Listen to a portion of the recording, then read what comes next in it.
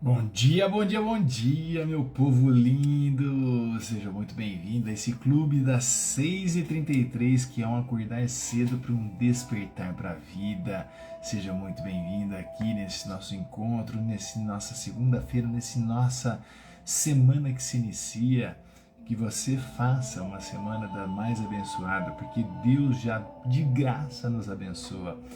E essa graça divina que seja transbordante na tua vida e que você transborde na vida das outras pessoas, porque quanto mais feliz você estiver, quanto melhor você agir, quanto mais bem você fizer, mais isso retorna para você. Então, domine seus pensamentos, seus sentimentos, suas ações, sempre sejam pessoas positivas e é o positivo que faz a diferença na vida, com certeza. Muito bem-vindo, Du, vamos para cima. E hoje a gente começa essa semana abençoada e continuando com os nossos estudos, né, do livro de Jó. São 42 capítulos que a gente está aqui, ó, caminhando faz tempo para a gente fazer um entendimento, trazendo aquela leitura e aquela literatura de séculos atrás, aproveitando o que tem de bom aí para a gente poder colocar em prática no nosso dia a dia. E eu vou falar para você, eu sempre falo, coloque tua mente no estado aberto. Você tem a mente aberta, o ouvido seletivo e o coração ensinável. É assim que você tem que ter a postura diária, todo santo dia. Você é um eterno aprendiz, eu sou um eterno aprendiz. Eu faço esses estudos para que eu possa aprender. E eu venho compartilhar com você para que assim a gente junto consiga evoluir cada vez mais. E quanto mais pessoas envolvidas nesse processo de aprendizagem e nesse processo evolutivo, melhor vai ficar o mundo. Então seja muito bem-vindo e bora ser feliz, porque a gente nasceu para ser feliz. E agora eu vou começar aqui a nossa leitura do livro de Jó, capítulo 33, no nosso encontro que chama Clube 6 e 33, e tem 33 versículos. Então olha quanto poder tem aí no número 33, que é a idade de Cristo também. Então eu vou começar a ler e depois a gente vai passar o nosso estudo e a nossa interpretação para o dia a dia, tá? Então peço tua reverência, teu respeito e a tua dedicação para que a gente faça esse momento muito prazeroso e que a gente possa iniciar a semana de uma maneira abençoada. Mas agora, Jó, por favor, ouça as minhas palavras. Escute tudo o que eu disser. Preste atenção. Vou abrir a minha boca, minha língua vai falar. Minhas palavras declaram a retidão do meu coração, e meus lábios dizem com sinceridade o que sei. Foi o Espírito de Deus que me fez, e o fôlego de Todo-Poderoso me fez viver. Responda-me se puder. Apresente seus argumentos diante de mim, tome sua posição. Veja perante o verdadeiro Deus, sou exatamente como você, também fui formado do barro. Por isso você não deve ficar apavorado com medo de mim, e nenhuma pressão da minha parte deve esmagá-lo. Mas eu ouvi você dizer, sim, eu ouvi muitas vezes essas palavras, sou puro, não cometi transgressão, estou limpo, não cometi erro. Mas Deus acha motivos para se opor a mim. Ele me considera seu inimigo. Ele põe os meus pés no tronco e inspeciona todos os meus caminhos. Mas você não tem razão em dizer isso. Então lhe responderei: Deus é muito maior do que o homem mortal. Por que você se queixa contra ele? É porque ele não respondeu todas as suas palavras? Pois Deus fala uma, duas, mas ninguém presta atenção. Ele fala num sonho, numa visão da noite, quando o seu sono profundo cai sobre os homens. Enquanto dormem em suas camas, ele então destapa os ouvidos dele e grava neles a sua instrução, para afastar o homem de atos maus e protegê-los do orgulho. Deus livra sua alma da cova, sua vida de perecer pela espada. O homem também é corrigido pela dor na sua cama e pela constante aflição nos seus ossos, de modo que seu próprio ser abomina o pão e ele rejeita até mesmo uma boa comida. Sua carne definha e seus ossos que não eram vistos agora aparecem. Sua alma se aproxima da cova, sua vida dos que causam morte. Se houver um mensageiro para ele, um defensor entre 1000, para dizer ao homem o que é justo, Deus lhe mostrará favor e dirá: livre-o de descer a cova, encontrei um resgate. Que a sua carne se torne mais fresca do que a de um jovem, que ele volte os dias do vigor da sua juventude. Ele suplicará a Deus que o aceitará. Verá sua face com gritos de alegria, e ele concederá novamente a sua justiça ao homem mortal. Essa pessoa dirá aos homens: pequei e distorci o que é certo, mas não recebi o que merecia. Ele me livrou de ir para a cova, e eu continuarei vendo a luz. Realmente Deus faz todas essas coisas 2, 3 vezes em favor do homem, para trazê-lo de volta da cova, a fim de que seja iluminado com a luz da vida. Presta atenção, Jó. Escute-me. Fique calado e eu continuarei a falar.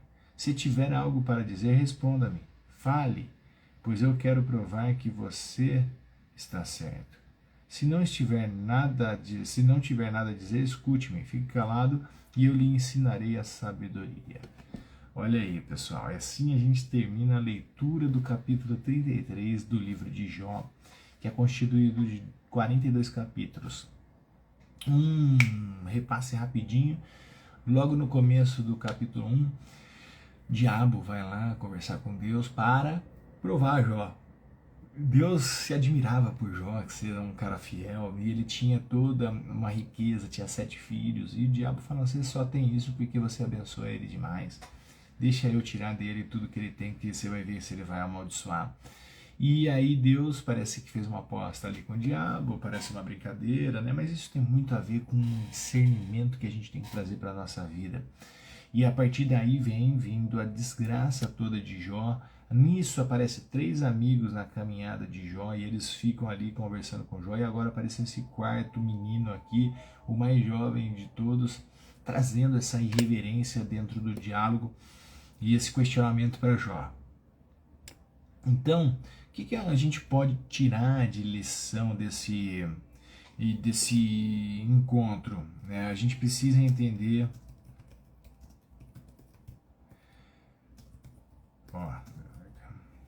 Estou aqui pegando meus estudos. Então a gente precisa entender que esse jovem arrojado, né, chamado Eliú, ele vem expressar a indignação dele com relação a Jó sobre essa discussão, né, que ele apresenta. O menino que tem uma sabedoria, é isso que a gente tem que ter, a humildade de entender que nem sempre só as pessoas que são mais velhas sabem de tudo. Às vezes tem pessoas jovens que passaram por experiências que os idosos ainda não passaram e que ele pode trazer sim um aprendizado, né? Então ele mostra, assim como todo jovem também, a necessidade de ser ouvido. Então ele ficou ali quieto, escutando tudo, mas chegou um momento que ele se posicionou e ele sentiu a forte necessidade de ser ouvido e respeitado, buscando assim afirmar essa autoridade moral e intelectual que ele tinha. Né? O que na prática a gente pode entender dessa passagem inicial desse capítulo 33 de Jó? A gente tem que entender que a gente precisa estar aberto a diálogo, sim. A gente precisa aprender a ouvir mais do que só falar. Quando a gente tem esse discernimento e a gente passa a praticar essa situação de ouvir mais, tanto é que a própria natureza nos abençoa com uma coisa tão prática. São 2 ouvidos para uma boca. E eu falo por mim mesmo, um desafio nosso é falar menos e escutar mais. A gente tem que estar preparado para escutar mais. E quando a gente fala menos e escuta mais, a gente faz menos besteira. Quando a gente fala menos e a gente escuta mais, a gente tem a oportunidade de aprender mais rápido. Então é isso que a gente tem que entender, a desenvolver essa capacidade de comunicação e dessa expressão para a gente fortalecer ainda mais relacionamentos, porque as pessoas gostam de ser escutadas, nem todas gostam de escutar, mas você que está aqui, você está se preparando, você está caminhando, então é legal você ter esse discernimento e escutar um pouquinho mais. Aí, na oportunidade certa, na hora certa, você também mostra o teu conhecimento. Porque quando a gente fala muito do que a gente já sabe. Mas quando a gente escuta, a gente tem a oportunidade de aprender. Vou repetir. Quando a gente fala muito do que nós já sabemos. Mas quando a gente escuta, a gente tem a oportunidade imensa de aprender. E aí, continuando dentro desse capítulo, Eliú, que é esse jovem que está ali debatendo com Jó sobre toda a situação que Jó tinha apontado, e ele fica mostrando a grandeza de Deus, né? Porque ele se incomodava com a postura de Jó ali, naquela situação, porque realmente Jó não estava entendendo o que estava acontecendo, porque ele tinha uma vida reta, não sabe o que está no plano do invisível, a gente não tem noção do que o invisível pode estar praticando para a gente. Mas eu tenho noção de uma coisa, que quanto mais pensamentos positivos, quanto mais sensações positivas, quanto mais você gerenciar a si mesmo de uma forma positiva, mais o invisível vai trabalhar de uma forma positiva para você. É meio que matemático, entendeu? Então, mas quando a gente dá espaço para o quê? Para as dúvidas, para os questionamentos, a gente dá espaço para a nossa ausência dessa positividade que está intimamente ligada com a tua fé, a gente acaba também atraindo situações que são desagradáveis ou que estão vindo bater na nossa porta para despertar o nosso nível de consciência. Então a gente precisa ter a humildade de que a gente não sabe de nada, que a gente não tem um controle sobre o que esse ser divino pode estar trazendo para a gente.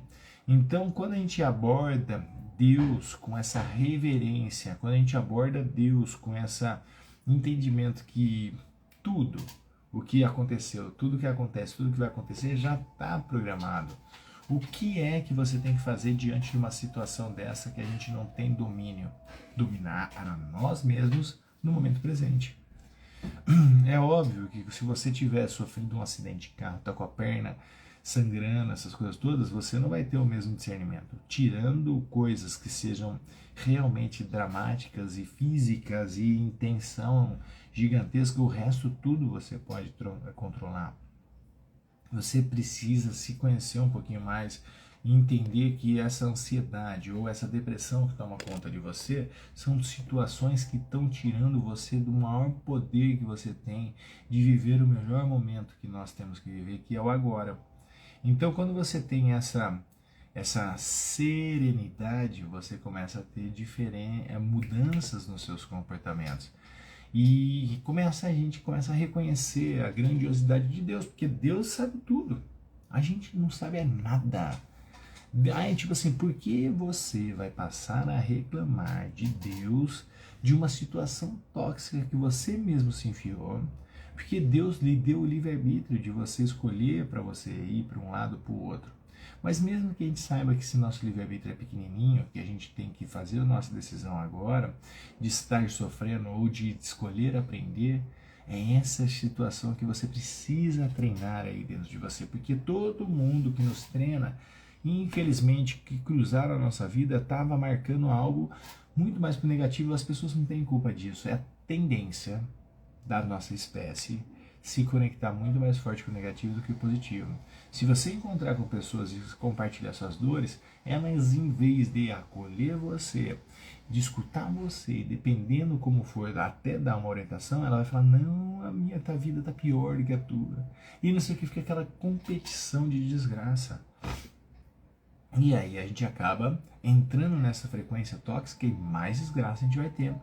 Se você não souber fazer essa sua gestão e você não começar a cultivar uma atitude que é receptiva a essa positividade divina, entender que Deus tem um plano que é justamente para que você prospere, que você fique cada vez melhor, cada vez maior, cada vez sendo um ser humano mais desenvolvido, e entender, cara, Deus não vai descer para fazer isso por você. Quem vai fazer isso por você é você, escolhendo os seus melhores pensamentos, escolhendo os seus melhores sentimentos e escolhendo as suas melhores ações. É simples assim, é matemático. Né? E quanto mais você trazer isso para um nível de consciência, mais benefício a gente colhe. E a gente cultiva uma compreensão de ter uma vivência profunda na natureza do caráter de Deus. Porque Deus é bom o tempo todo, ponto. A gente não tem que ter dúvida disso. O que a gente tem que ter dúvida é da gente, do que é que está faltando a gente aprender para a gente poder desenvolver uma postura cada vez mais saudável.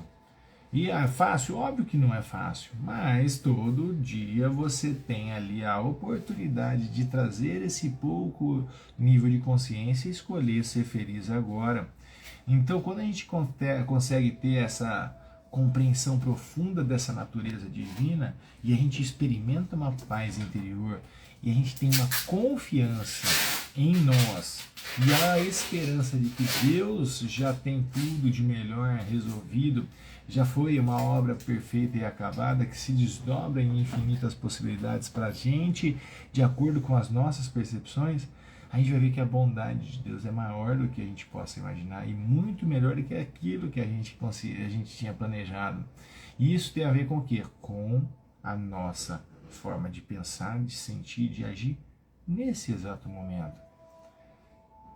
Não estou falando para você concordar comigo, nem para você aceitar o que eu estou dizendo. É para você sentir se faz sentido.